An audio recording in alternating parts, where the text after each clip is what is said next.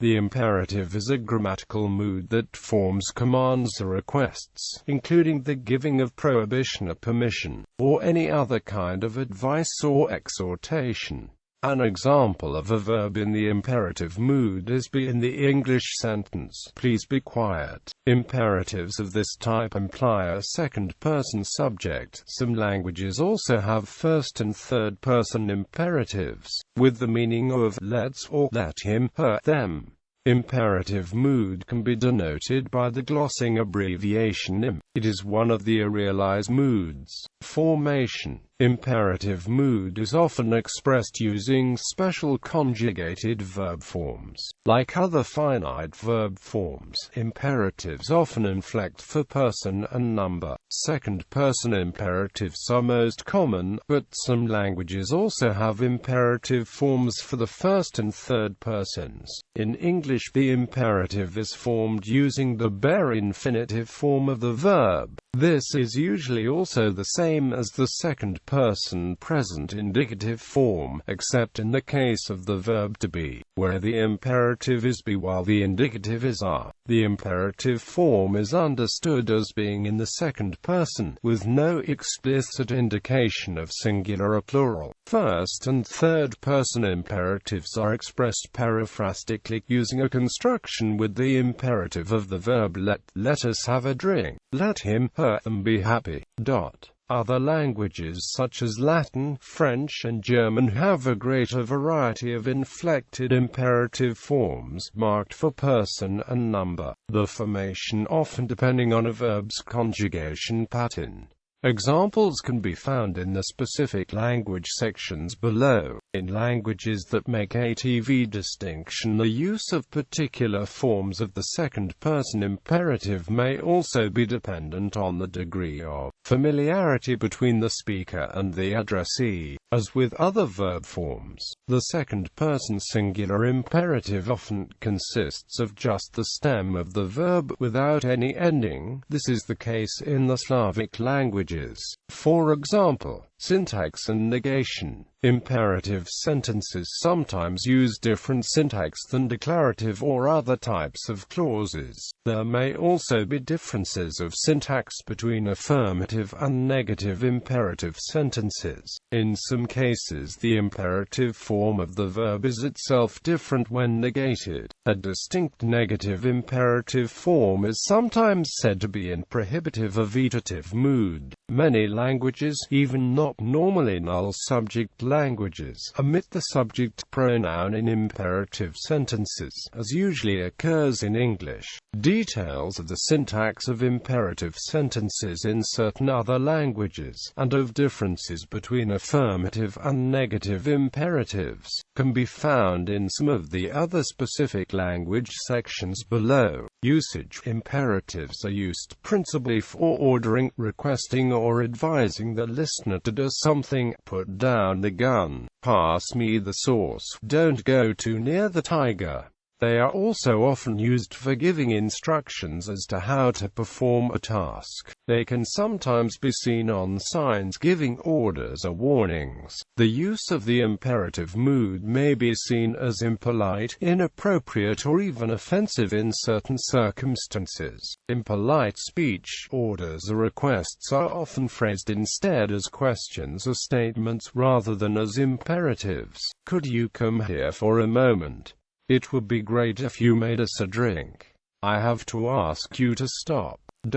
Politeness strategies can seem more appropriate in order not to threaten a conversational partner in the needs of self-determination and territory. The partner's negative face should not appear threatened, as well as the replacement of imperatives with other sentence types as discussed above. There also often exist methods of phrasing an imperative in a more polite manner, such as the addition of a word like please or a phrase like if you could. Imperatives are also used for speech acts whose function is essentially not to make an order or request, but to give an invitation, give permission, express a wish, make an apology, etc. Come to the party tomorrow. Eat the apple if you want. Have a nice trip. Pardon me. Visit Estonia. When written, imperative sentences are often, but not always, terminated with an exclamation mark. First-person plural imperatives are used mainly for suggesting an action to be performed together by the speaker and the addressee. Let's go to Barbados this year. Let us pray. Third-person imperatives are used to suggest or order that a third party or parties be permitted or made to do something. Let them eat cake. Let him be executed. There is an additional imperative form that is used for general prohibitions, consisting of the word no followed by the gerund form. The best-known examples are no smoking and no parking. This form does not have a positive form, that is, parking by itself has no meaning unless used as a noun when it tells that parking is permitted. Imperatives in particular languages. For more details on imperatives in the languages listed below and in languages that are not listed, see the articles on the grammar of the specific languages. English usually omits the subject pronoun in imperative sentences. You work hard. Work hard. However, it is possible to include the you in imperative sentences for emphasis. English imperatives are negated using don't. This is a case of do support is found in indicative clauses, however in the imperative it applies even. In the case of the verb be, you are not late. Don't be late. It is also possible to use to support in affirmative imperatives for emphasis or politeness. Do be quiet. Do help yourself. The subject you may be included for emphasis in negated imperatives as well. There is also a fairly common construction where you follows don't. Don't you touch these. Latin regular imperatives include ama and amate from the infinitive ama. Similarly mon and monet from monere, audi and auditi from audire, etc. The negative imperative is formed with the infinitive of the verb, preceded by the imperative of nol. Nolly stare and no light stare. Compare the positive imperative star and state. For third-person imperatives, the subjunctive mood is used instead. Latin also has a future imperative form. The corresponding forms are imato and amatote, monoto and monotote, audito and auditote. Unlike the present imperative, the future imperative also has special forms from the third person. See Latin conjugation. Germanic languages. Dutch. A peculiar feature of Dutch is that it can form an imperative mood in the past tense. Its use is fairly common. Had gebeld. Was gekomen. German verbs have a singular and a plural imperative. The singular imperative is equivalent to the bare stem or the bare stem plus e. The plural imperative is the same as the second-person plural of the present tense. Sing, or singe, said to one person. Sing, sign, said to a group of persons. Sing, in order to emphasize their addressee, German imperatives can be followed by the nominative personal pronouns du or ihr, respectively. For example, geh weg. Geh du doch weg. German has TV distinction, which means that the pronouns du and ihr are used chiefly towards persons with whom one is privately acquainted, which holds true for the corresponding imperatives. Otherwise, the social distance pronoun sie is used for both singular and plural. Since there exists no actual imperative corresponding to sie, the form is paraphrased with the third-person plural of the present subjunctive followed by the pronoun singen sie, said to one or more persons. Sing, seien sie still, said to one or more persons. Be quiet, German can theoretically form past imperatives and passive imperatives, simply by using the imperative form of the respective auxiliary verbs. Hab gesungen, wurde geliebt, sei geliebt worden. None of such forms is really current, however. Like English, German features many constructions that express commands, wishes, etc. They are thus semantically related to imperatives without being imperatives grammatically. Lasst uns singen. Mogis du singen, du sollst singen.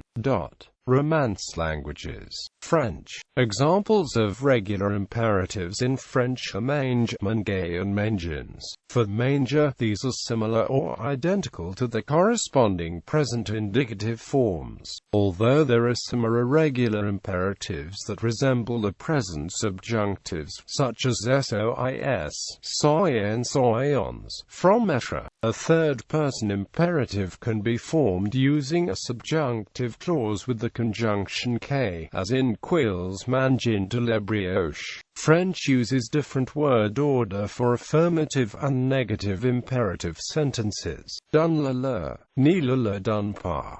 The negative imperative has the same word order as the indicative. See French personal pronouns. Clitic order CTFD for detail. Like in English, imperative sentences often end with an exclamation mark, e.g., to emphasize an order. Spanish. In Spanish, imperatives for the familiar singular second person are usually identical to indicative forms for the singular third person. However, there are irregular verbs for which unique comparative forms for to exist. Vos usually takes the same forms as to, but unique forms exist for it as well.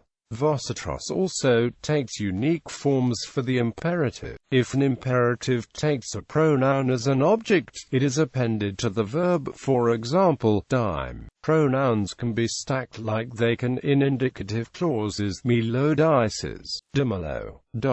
Imperatives can be formed for usted, ustedes, and nosotros from the respective present subjunctive form. Negative imperatives for these pronouns are also formed this way, but are negated by no. Portuguese. In Portuguese, affirmative imperatives for singular and plural second person derive from the respective present indicative conjugations, after having the final s dropped. On the other hand, the negative imperatives are formed by the respective subjunctive forms, as well as both affirmative and negative imperatives for treatment pronouns and plural second person. There are some exceptions to this rule, mainly for phonetical reasons and for vos, which hold vos's archaic conjugation paradigm, des. If a verb takes a pronoun, it should be appended to the verb. Dis me, Portugal, Brazil. Me dis, Brazil. Dis mo. Other Indo-European languages. Greek. Ancient Greek has imperative forms for present aorist and perfect tenses for the active, middle, and passive voices. Within these tenses, forms exist for second and third persons, for singular, dual, and plural subjects. Subjunctive forms with mu eta are used for negative imperatives in the aorist. Present active imperative lambda epsilon iota pi epsilon, lambda epsilon iota pi epsilon tau omega, lambda epsilon iota pi epsilon tau epsilon, lambda epsilon iota pi omicron nu tau omega nu. Irish has imperative forms in all three persons and both numbers, although the first person singular is most commonly found in the negative. Sanskrit. In Sanskrit, is used with the verb to form the imperative mood. To form the negative is placed before the verb in the imperative mood. Non-Indo-European languages. Finnish. In Finnish, there are two ways of forming a first-person plural imperative. A standard version exists, but it is typically replaced colloquially by the impersonal tense. For example, from mena, the imperative let's go can be expressed by menkama menan.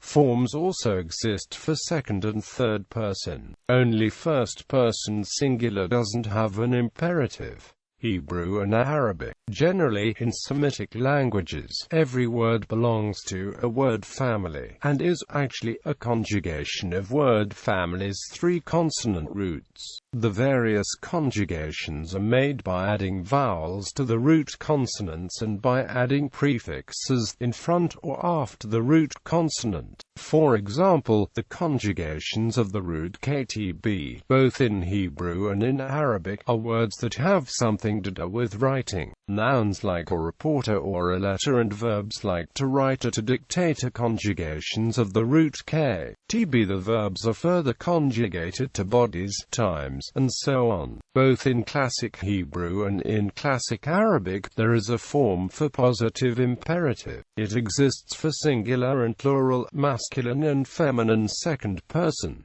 The imperative conjugations look like shortages of the future ones. However, in modern Hebrews, the imperative is used very colloquial, and often, the future tense is used in its place. The negative imperative in those languages is more complicated. In modern Hebrews, for instance, it contains a synonym of the word no, that is used only in negative imperative, and is followed by the future tense.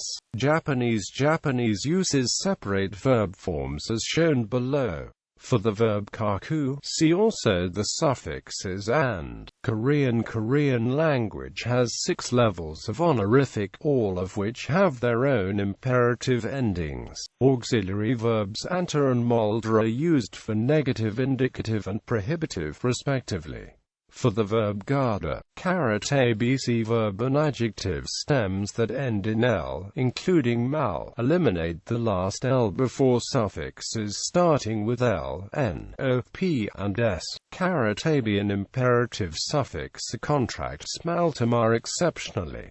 The other verbs are not contracted by a. Mandarin. Standard Chinese uses different words of negation for the indicative and the prohibitive moods. For the verb zao, Turkish for the most common imperative form, the second-person singular, Turkish uses the bare verb stem without the infinitive ending mek. Other imperative forms use various suffixes.